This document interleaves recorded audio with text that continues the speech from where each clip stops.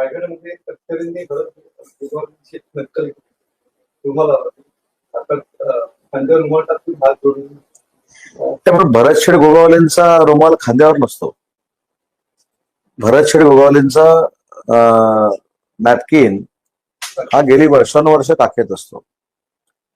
त्याच्यामुळे मला असं वाटत नाही की त्यांनी भरत गोगावले साहेबांची नक्कल केली. आता मला शोधावं लागेल की खांद्यावर नॅपकिन टाकणारा नेता कोण आहे.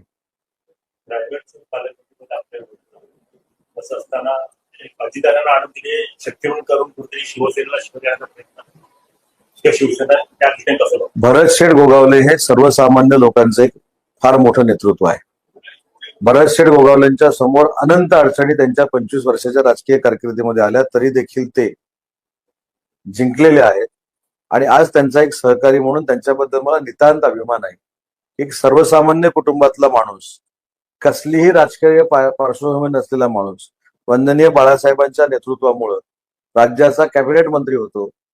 मला असं वाटतं हे कोकणातल्या शेतकरी कुटुंबाला अभिमान वाटावा असं नेतृत्व आहे.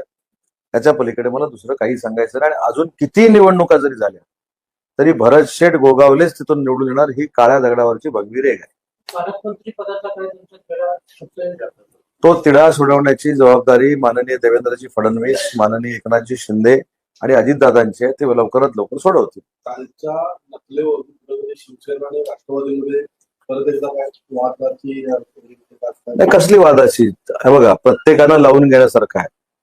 आमचे भरत शेठ कॉन्फिडेंटली, आत्मविश्वासानं त्यांचा नॅपकिन आहे तो खांद्यामध्ये ठेवतात आणि काखेमध्ये ठेवतात. आणि त्यांची वर्षानुवर्षाची एक वेगळी स्टाईल आहे.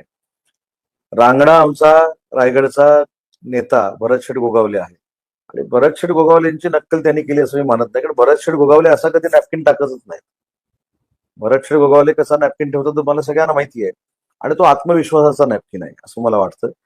भरत शेठच्या बाबतीमध्ये तुम्ही जो मला प्रश्न विचारला की त्याच्यामध्ये अजून काय परिणाम, भरत शेठ गोगावले स्वतःहून जितके वेळ निवडणूक लढवू इच्छितात तितका वेळ भरत शेठ गोगावलेच निवडून येणार. ही पुन्हा एकदा सांगतो की काळ्या दगडावरची भगवी रेघ.